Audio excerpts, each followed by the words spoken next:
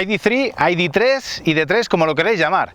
Este es el compacto eléctrico de Volkswagen, que después de 3 años en el mercado ha sido actualizado para mantenerse al día frente a la competencia, que cada vez es más abundante. Y sí, ya sé lo que estáis pensando, si no ha cambiado nada el coche. Es verdad, estéticamente apenas cambia, pero donde sí que ha trabajado Volkswagen es allí donde más falta le hacía a este coche, que era el sistema multimedia, que fallaba mucho, y en la calidad percibida en el habitáculo, que no era la que nos tenía acostumbrada a Volkswagen. Hoy en Kilómetro 77 hemos acudido a la presentación nacional de este coche, donde vamos a intentar salir de dudas, es decir, vamos a ver si estos cambios han surtido efecto, si de verdad ha habido mejoras palpables, y también nos vamos a dar una serie de datos sobre este nuevo ID.3, ID.3, como lo queréis llamar, y vamos a conocerlo en detalle. Si me acompañáis, lo vemos en este vídeo.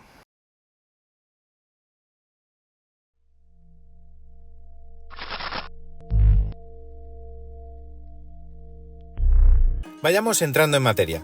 Lo primero de todo, ¿qué es este ID.3? ¿Cuánto mide y cuáles son sus alternativas?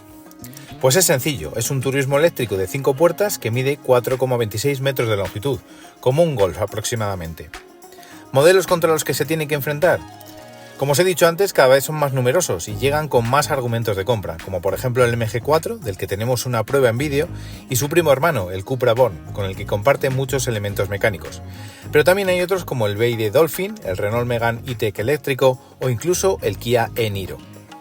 De entre todos ellos, y siempre hablando de versiones más o menos equivalentes, el Volkswagen se sitúa entre los más costosos y en la media en cuanto a autonomía homologada y prestaciones. La gama de motores y las combinaciones de baterías son muy sencillas, al menos en la gama actual. Solo hay un motor de 204 caballos que mueve las ruedas traseras y que se puede combinar con una batería de 58 kWh o con otra de 77.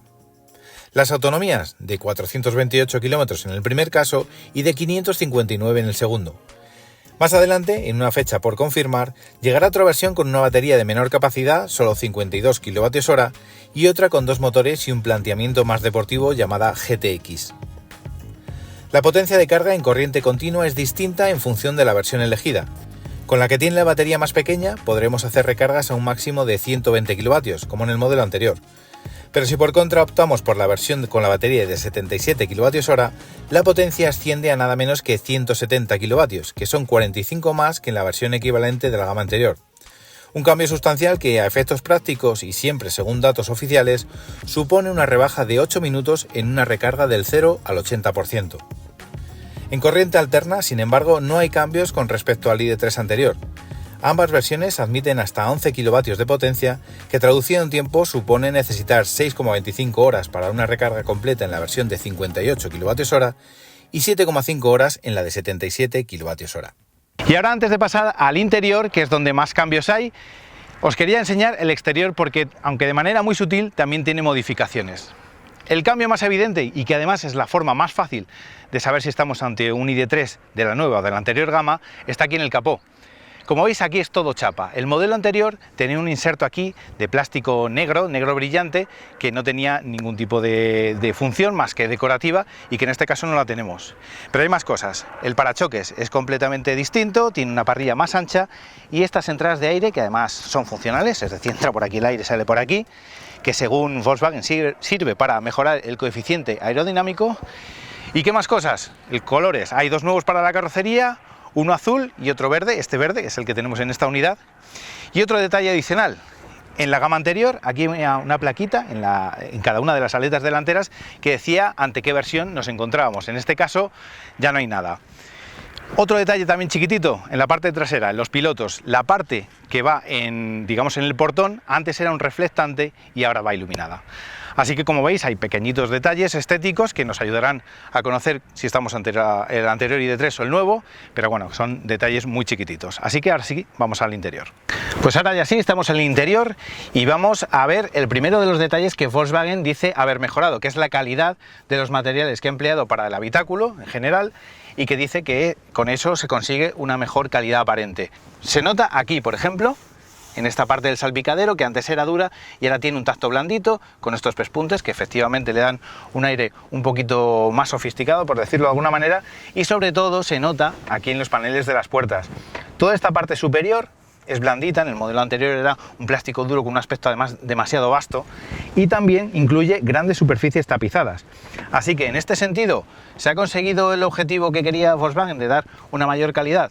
Pues voy a ser rápido y sencillo, la verdad es que sí. No nos engañemos, no estamos ante un coche excesivamente lujoso, pero sí que es verdad que no se percibe esa austeridad que sí que se notaba al entrar en el modelo anterior. También hay algún detalle curioso que realmente no aporta nada a, digamos, a la calidad general, pero que bueno, resulta llamativo. Por ejemplo, las manillas de las puertas para abrir antes apuntaban hacia arriba y ahora están en una posición distinta, un pelín hacia abajo. Ya os digo, no aportan nada, pero bueno, es un cambio que se ha producido con respecto al modelo anterior. Y ahora ya sí pasamos al segundo de los aspectos en lo que Volkswagen ha hecho cambios.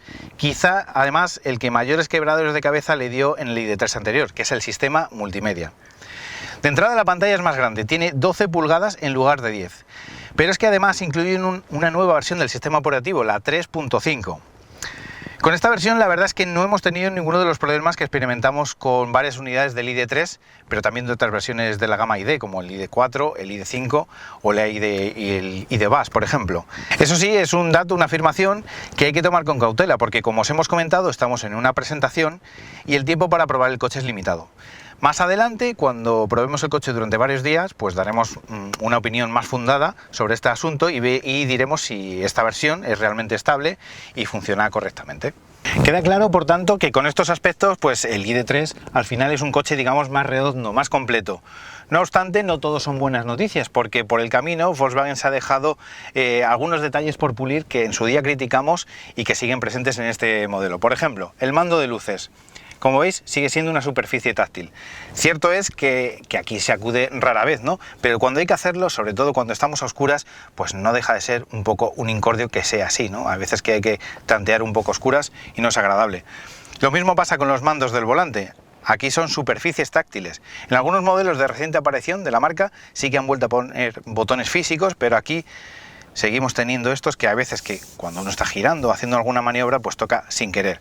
Un detalle a mejorar. Otro detalle que en su día nos pareció mejorable y en el que Volkswagen no ha hecho cambio alguno es la barra táctil que sirve para subir y bajar el volumen del sistema de sonido y para subir y bajar la temperatura del climatizador. Sigue careciendo de un sistema de retroiluminación y por tanto resulta harto complicado interactuar con ella por la noche o cuando las condiciones de luz son adversas. Volkswagen es consciente de que se trata de una carencia de cierta relevancia, porque en algunos de sus modelos más recientes, como el ID.7 o el Tiguan, sí que incluyen esta deseable retroiluminación. En el ID.3, en cambio, por el momento no es así. Y por último, el famoso mando de los elevalunas. Tenemos dos botones que sirven para los elevalunas de delante y detrás. Se conmutan dando este botón rear, que bueno, es verdad que los de atrás se utilizan menos, pero no deja de ser una sensación de ahorro de costes que bueno, pues no es agradable. Por lo demás, el ID.3 no cambia frente al modelo anterior. Sigue siendo idéntico en cuanto a espacio disponible para los pasajeros, que es muy bueno en sentido longitudinal, y también por capacidad de maletero, que con 385 litros se encuentra en la media frente a sus alternativas. No obstante, si queréis abundar en la información sobre estos asuntos, os recomendamos que acudáis a nuestra web, donde tenemos publicadas nuestras impresiones y mediciones, tanto de la versión 2024 como la de 2020. Tampoco hay diferencias en cuanto a puesta a punto del chasis, por lo que sigue siendo un coche muy agradable de conducir, con un diámetro de giro especialmente pequeño, una buena visibilidad hacia adelante y hacia los lados, con un confort de marcha bueno y con unas reacciones fáciles de controlar. El motor de 204 caballos da unas prestaciones muy buenas, pero no es uno de esos coches eléctricos que abruman nada más pisar el acelerador. En este caso la respuesta es intensa e instantáneo, pero llega con cierta dulzura. Bueno, pues ya lo habéis visto. A falta de hacer pruebas más exhaustivas y de conducir el coche durante más tiempo, parece claro que este ID.3 ha mejorado allí donde realmente hacía falta. Es verdad que todavía hay detalles que requieren darle una vuelta, sobre todo en cuanto a ergonomía y facilidad de uso, pero la verdad es que con todos estos cambios le permite enfrentarse a su competencia, que como os hemos dicho cada día es más abundante, en una posición más ventajosa.